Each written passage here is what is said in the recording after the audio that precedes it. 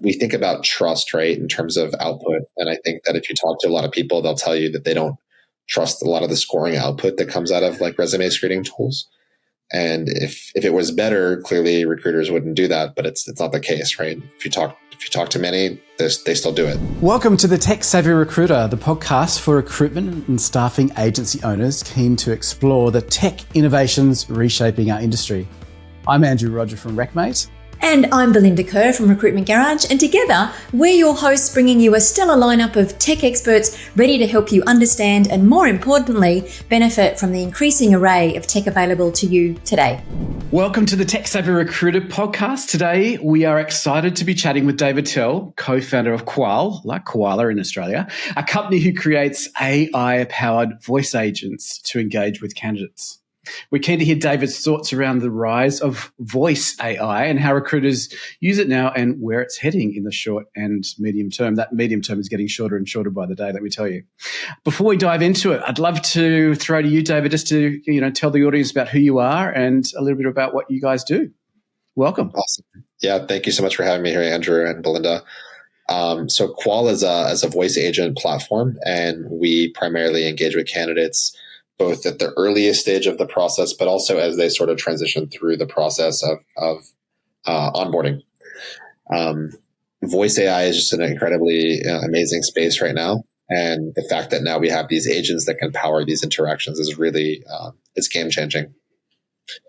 Prior to this, I started a company called TaskHuman. It's a talent marketplace. We basically provided networks of coaches around the world globally to large corporations. And this company was born out of the challenges that we faced as we developed and hired people across the world. Oh, amazing. Yeah, I love that evolutionary experiential development where it comes from a place of real need. And I believe, we were just chatting offline that you've spent some time in Australia as well. Yes, I did. I had a great time. I lived in Sydney. I lived in Perth. I lived in the Gold Coast, not too far, I think, from you, Belinda, right? So yeah, and we were just saying we think you've seen more of Australia than we have. Well, I can't claim that because I don't know every place we've been, but it's an amazing country, and I'm looking forward to coming back. Yeah, cool. We'll put a tour together when you come back, David. Looking forward to meeting you in person. To kick it off, I've got a question for you around resume screening. I know you guys do more than that, but obviously for our audience, very specific on that recruitment workflow. And one question Belinda and I were pondering the other day was around what are your thoughts on the current state of resume screening in the recruitment industry? Why do you think there's so much time still spent on manual screening, using our eyeballs on those resumes that come through, sometimes hundreds at a time for job applications? Yeah, I think it's because the existing systems, as great as they are, were built a long time ago. And we've seen a proliferation of different types of resumes that have come along since that time. I think the second piece is that when we think about trust, right, in terms of output, and I think that if you talk to a lot of people, they'll tell you that they don't trust a lot of the scoring output that comes out of like resume screening tools. And if it was better, clearly recruiters wouldn't do that, but it's not the case, right? If you talk to many, they still do it. I think with the proliferation of ChatGPT and other types of tools, we're only going to see also harder. It's going to be harder to differentiate based upon the resume too. So we have this mega trend that's sort of happening, and it's going to be interesting where it goes. In what way is it going to be harder, do you think? I think differentiation will be really hard because you're going to have people that can basically upload their entire CV history, like 4 or 5 pages, look at a job description, be able to generate the perfect sort of resume tailored to that job description based upon their experience. And in a lot of cases, I think a lot of that will be true, but that also allows for people to also sort of stretch to make the resume. And I think game the system in a little sort of a way. There's been a lot of talk about, sort of fraud, like candidate fraud. I don't want to say that every candidate's doing that, but I think that there are a lot of candidates that always try to stretch their resume to meet a JD.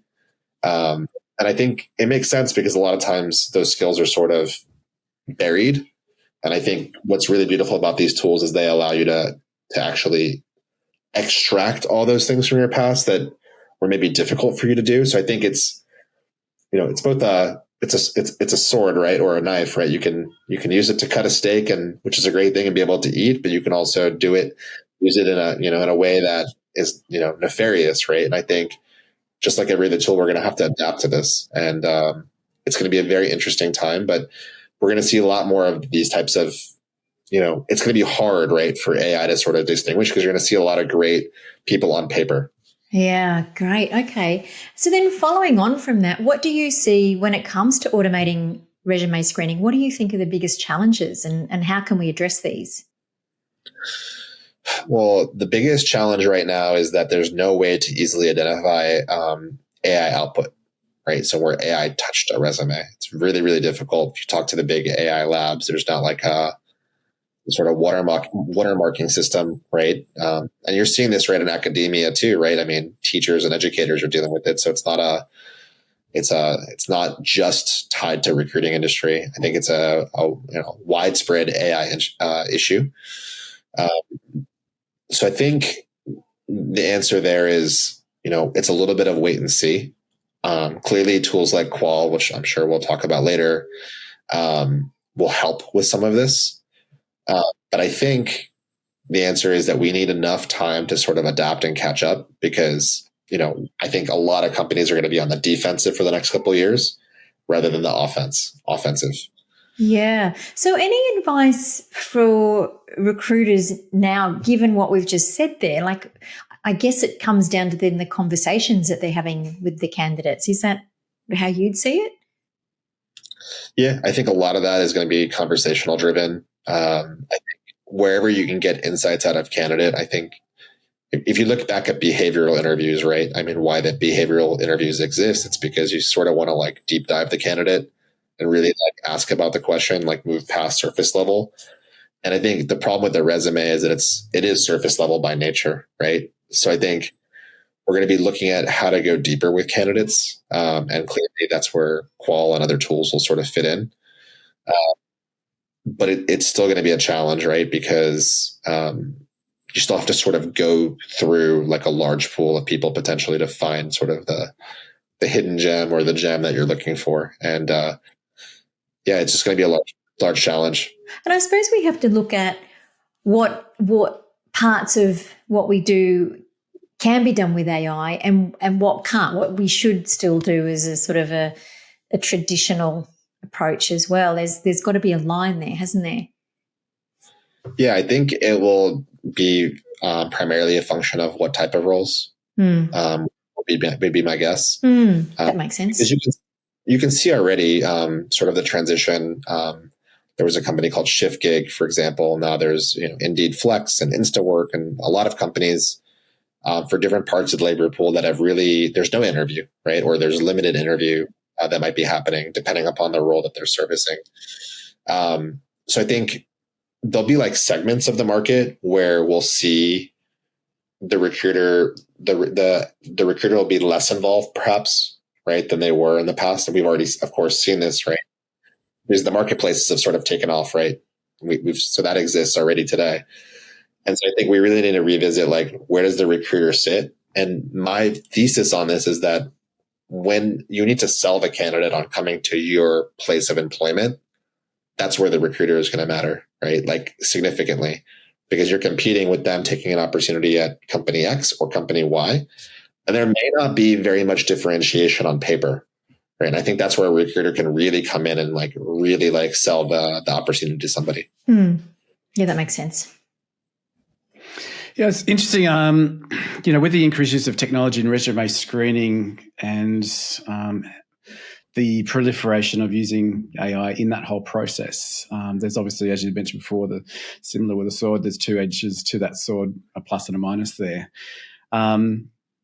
Belinda and I were talking the other day around a post that we both saw online from a peer in the industry, and that post I'll read it through to you because it's quite, I think, interesting for this discussion here. She says that she's been recruiting for 23 years and seen thousands of resumes in that time, so I know how to literally read between the lines.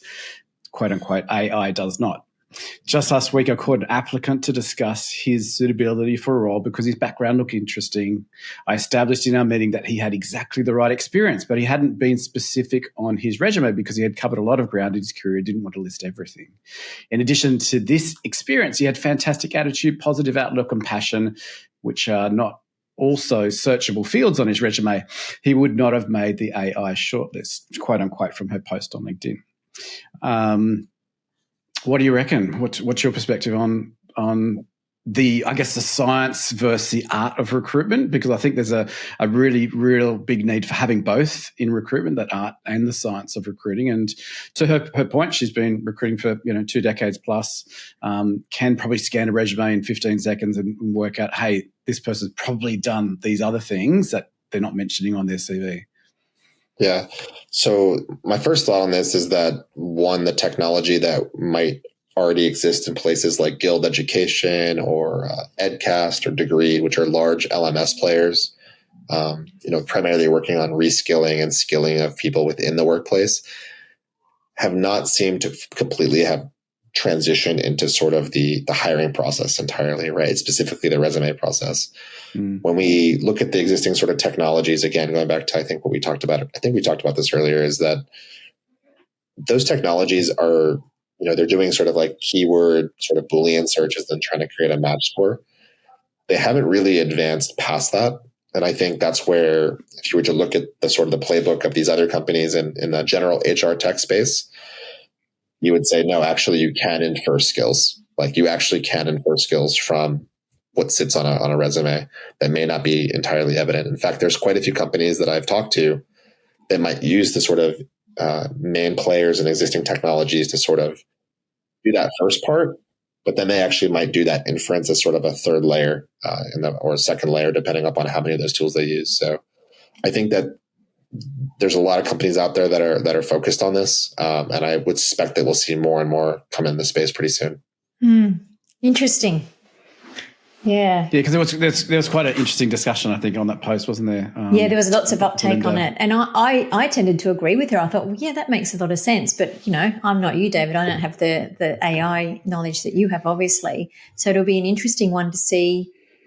But even so, there's two sides to the coin, aren't there? I mean, there's plenty of resumes that get bypassed that probably shouldn't, and that maybe AI will pick up. So you can kind of look at it both ways, can't you? Yeah. It's two sides to that coin for sure. And I think with some roles that you're recruiting for, you get 300, 400, 500 resumes in the front door, and it's very difficult for that recruiter or a team of recruiters to spend the valid time going through each of one of those applicants and giving them their due course of respect in their application. So I think if you can shortlist or long list initially via the tool set that you've got in front of you, and then you deal with the second layer of batched resumes after that. That's a good point. I think it's just going to be a really good tool for my toolkit as a recruiter. Obviously, it's not the end solution. I was going to maybe it is an end solution. Just playing devil's advocate, maybe there is going to be an AI recruitment bot that will just take over that initial screening and sourcing position that recruiters do, and then pass a really lovely curated shortlist to the human to do that next stage. And what about the executive search space? Should we be thinking about that differently? Executive search is extremely, extremely, it's like Rolodex, business, in my opinion. Okay. Funny enough, my wife works in executive search, so, I talk to her about it all the time. It could not be any different. There are companies out there that are trying to disrupt that. I believe one is called Succeed Smart. So there are companies that are trying to disrupt that pattern, but much harder. Generally, an executive search, it's like this pool of great people, these executives. You have a personal relationship with them. I need that kind of person. And typically it's like a retained search. So I think it's a lot different than, traditional hiring. Okay. That makes a lot of sense. Yeah. And it fits more into the art piece than the science, doesn't it? Kind of your connections and knowing that person at a deeper level. Yeah, cool. Yeah, I reckon though, I mean, playing devil's advocate again, I think there's a place for AI there. If they know how I'm talking about the AI bot, if it knows how I communicate, it's got access to my email box, it knows, all my responses, it can develop a Andrew profile. And why couldn't it, David, reach out to those candidates, just a light tap on the shoulder? Hey, Dave, how you doing? It knows what you prefer to be called because of the correspondence that we've had previously. Just checking in with you to see if you might know anybody for a insert job title role. Also want to make sure how Mary and Fred are doing as well, whatever it might be. So I think it will exist. I think it will help executive search. There's no doubt about it. But I do believe that executive search is like a phone call. Like, hey, talk to my friend here. Like, he's looking for something confidentially. And I don't think it's so like linear, like of a search process. Perhaps it's like, again, more of a traditional sort of like staffing firm might or RPO might deal with. Again, there are people that are trying to sort of disrupt this space, which is going to be really interesting.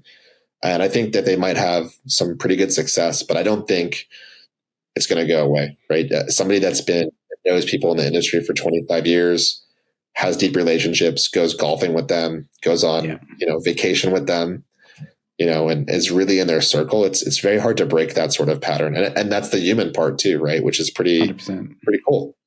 Yeah. I think where it's definitely going to help is, to do that online stuff for me more streamlined, so I get that offline time to be on the golf course or by the pool with the team or whatever it might be, So I mean, that's the fun part, right? Yeah, that's it. Well, that's a human thing. Unless Tesla has an amazing bot that it releases that looks exactly like Andrew Roger, which will be a very scary prospect. Won't sell it at all. But unless they develop something like that, I'm not going to be able to replicate myself to spend that human time together. And I think, as you said, David, that's a big lever in that high level exec search market, having that one-to-one relationship where you can pick up the phone at any time and David will answer my call because he knows me.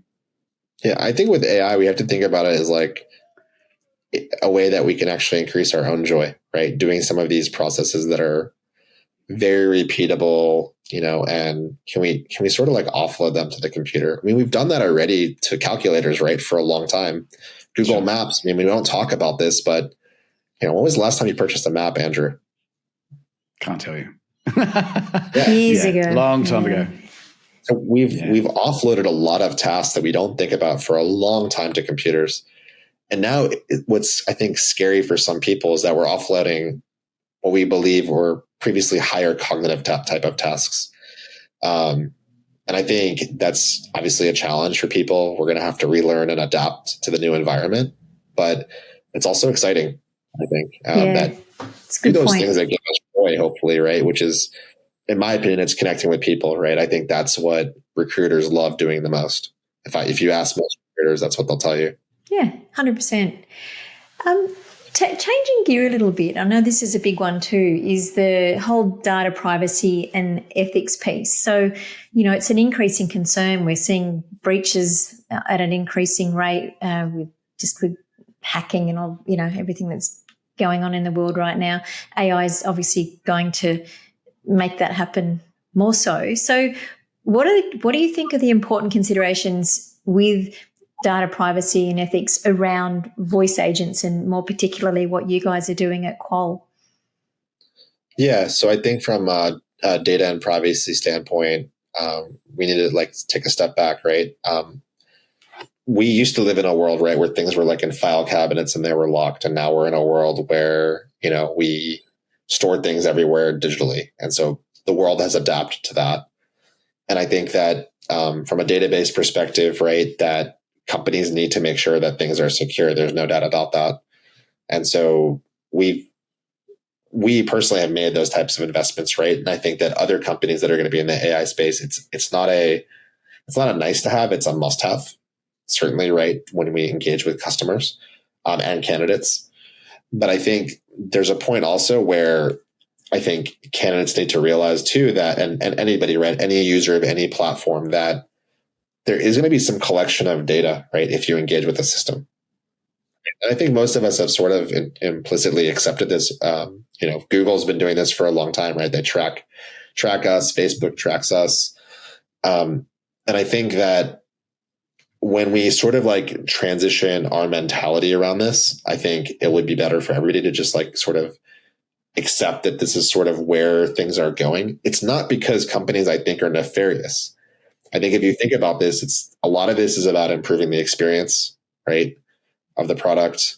A lot of that is hopefully being able to provide insights so that the technology works better for both the end user and the client, right, that might be using the technology. Because at the end of the day, the technology is, again, it's a tool. It's there to sort of sit in the middle and facilitate a process that, was either too difficult to do before or too expensive to do before.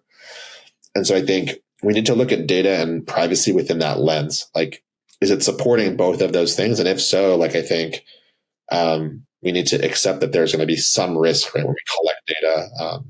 But again, I don't think companies are out there nefariously sort of like collecting data on app. Maybe there's some, but I don't think that's typically like why builders get in the space and do stuff. But that's the reason we also have laws, right, that help tell companies like, hey, if you're going to collect this type of data, then you need to protect it a specific way. And so, yeah. And then on the ethics side, with the AI agents, do people know they're speaking to an AI agent? Yep. Yeah, we always make sure that we do that.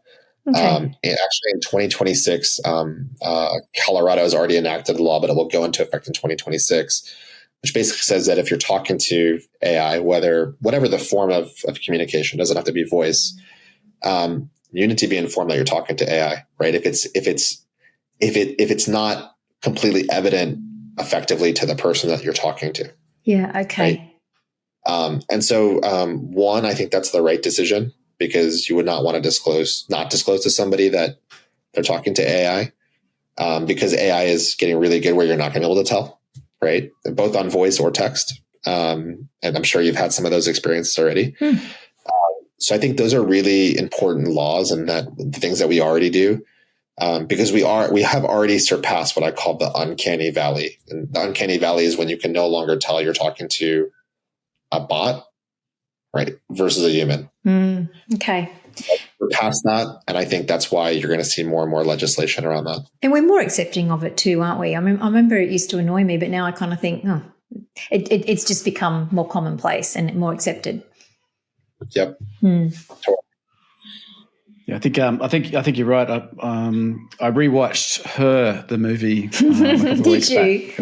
We were talking about that on our last podcast. We did. I think that spurred my interest there to rewatch that. And I think we're at that stage where everybody will have a little side buddy that will be chatting with them around what they need to do next, or have you thought of this, or don't forget to do that, or whatever. So I think in a lot of ways it's going to be commonplace, and it's good that the legal system is trying to keep up. I know that they're always going to be about 10, 15, 20 steps behind the development of technology, but I think it's important to understand your customers' needs and wants and play fair with them. So sometimes we do need to put legal frameworks in that to make sure most of the players are doing the same thing.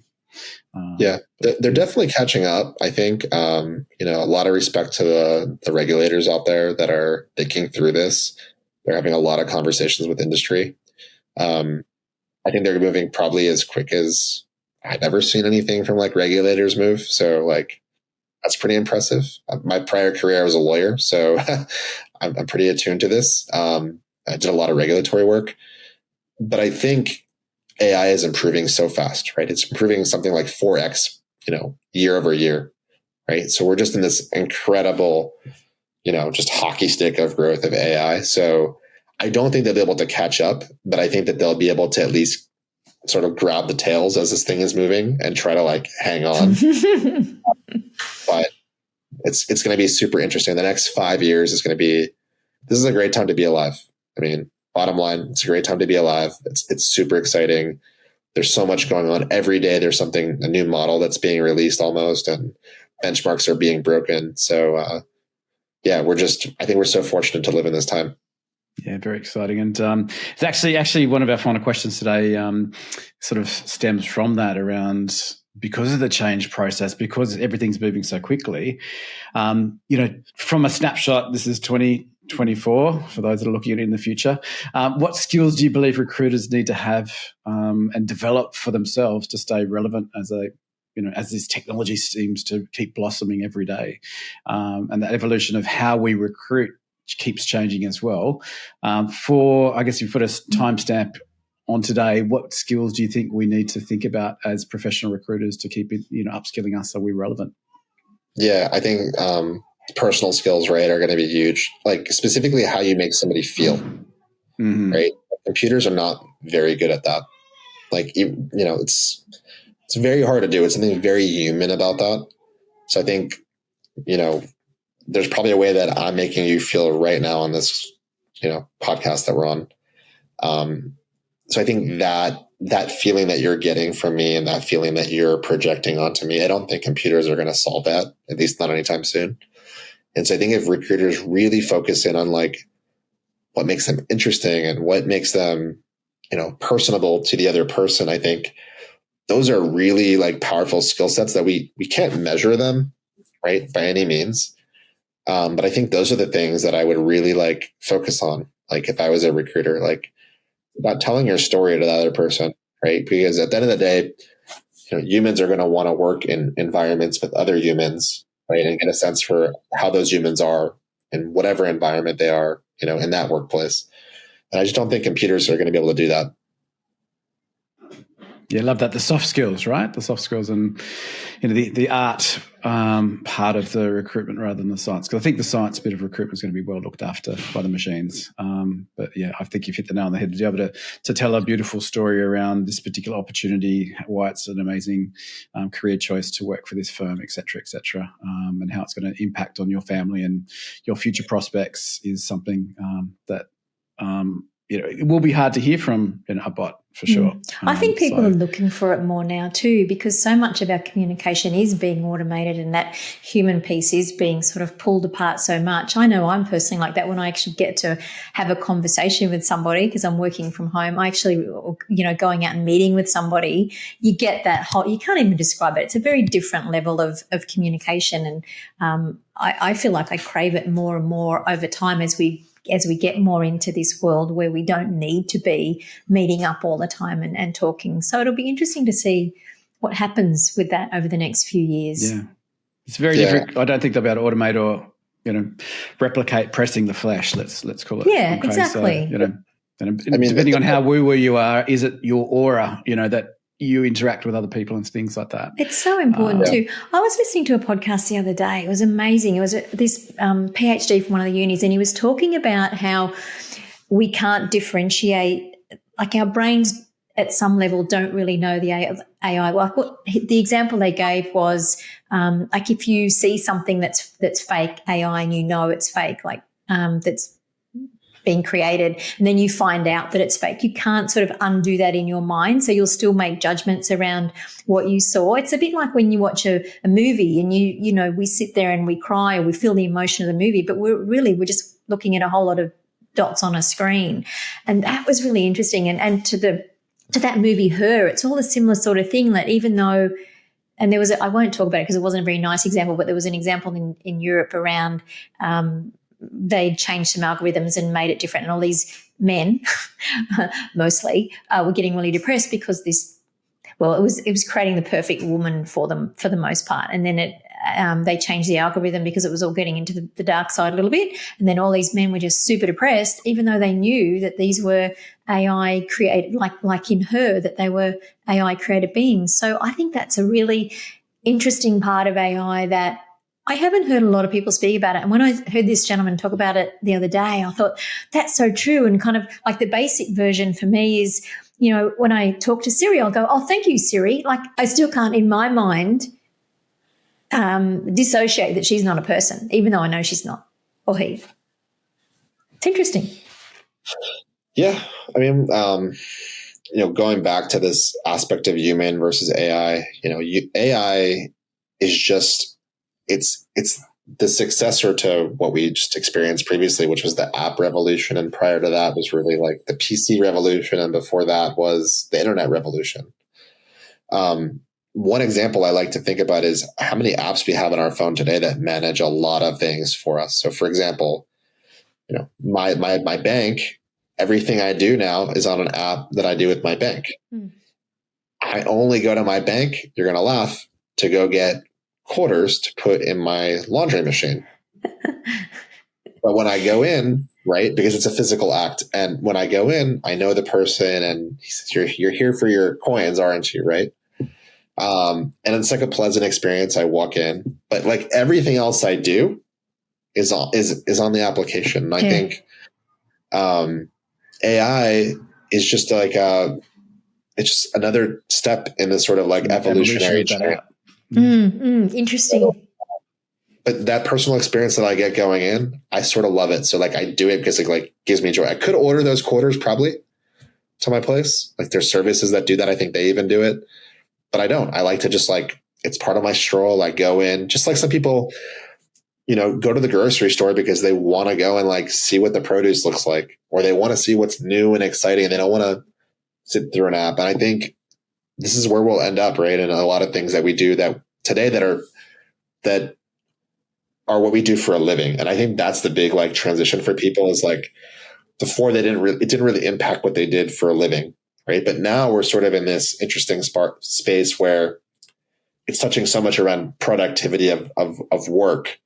And I think that's the part that I think people are nervous about, but I also think it's a tremendous opportunity. Amazing. So, David, let's hear a little bit about, now we've had this, this lovely conversation and it's been amazing. Let's hear a little bit more about KWAL and the best way that people can reach out to you if they'd like to connect and find out more about how you can potentially help. Sure. So KWAL is a voice agent platform. We also are omnichannel, so we support things like email and text, but our primary tool is a voice agent. The voice agent can conduct things like a pre-screening call, interview call. It can do nudges and check documents. It can also make sure that somebody might show up to a work site that needs to be there on that specific time and date. So a lot of things. Primarily focused again on that part between identifying and reaching out to candidate all the way through effectively onboarding a candidate and making sure that they're there the first day of work. I mentioned earlier in the call, it's a company that I built out of a lot of pain from hiring myself in the past. So we use a lot of different tools that are on the market, video interviewing tools, texting tools. But we always ended up, trying to get on a call with somebody and like talk to them. And it was through that realization that we built KWAL, and we're really excited. We're already deployed in quite a few customers already and growing pretty fast. And the best way to reach out is just scheduling a demo at www.KWAL.AI. It's KWAL.AI. And yeah, we're looking forward to serving, more customers and expanding our use cases, right? And really trying to help people in a variety of ways where voice can help in the industry. So thank you so much. Your insights were really interesting. I really enjoyed that conversation, as I'm sure Roger did too. I'd love to hear a little bit more about KWAL and how people can, if they're interested in finding out more about how you can potentially help, how they can reach you. Yeah, so KWAL is an end-to-end voice agent platform. We do everything from the initial calls, like screening calls, interviews, all the way to calls for like onboarding of new employees, making sure they show up to the job site on day one, making sure they, submit their documents, all that good stuff. We're available for people to reach out at www.KWAL.AI. It's KWAL. And yeah, it's just been an exciting time. We're seeing a lot of rapid growth. There's a lot of interest in the tool because, effectively people are so burned out on video interviews and texting back and forth with candidates. So it's nice to just be able to like pick up a phone and have a chat. And we talk as humans, roughly at 120 words per minute, which is much faster than the average human types. And so there's a lot more insights and conversation that can have through voice than pretty much any other form with the least amount of friction. That's a really interesting point. I didn't. You mentioned I didn't know that. There you go. And so I know that you've done some roller out already. It's pretty early days, but any feedback from the people that have been using the product or the product platform?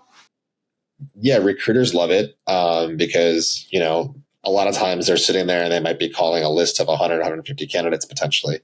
They're going to get a lot of people that might hang up on them, that might say they're not available. A lot of voicemails. And for us, we can do all that in a matter of minutes. So all that time they were spending, they don't have to spend that time anymore. They can go back and do the work that they do outside of that, right? Rather than trying to hustle and get in front of people. Yeah, interesting. Yeah, it sounds, great. Yeah, I'll just reflect. It's a really, as I think you mentioned earlier in the conversation, David, it's a really amazing time to be alive in the world of recruitment. And as you highlighted, keep those soft skills honed, because that's where you're going to set yourself apart as a recruiter, utilizing this amazing technology that's coming our way. So once again, David, thank you so much for joining us today on the podcast. And we really love to keep in contact and see the continual evolution of KWAL. Awesome. Thank you so much for having me. It's been great getting to know you and having me on here. So thank you so much. Thanks, David. Cheers. Thanks for joining us for today's episode of the Tech Savvy Recruiter. If you like to stay up to date with the latest recruitment trends and insights, make sure that you remember to subscribe so you don't miss an episode. And also, if you'd like to speak to Andrew about turning your tech stack into your secret weapon, or myself around creating an agency that delivers you more money, more meaning, and more freedom, we'd absolutely love to chat. Reach out to us on LinkedIn. Thank you so much for your support. We look forward to seeing you next time.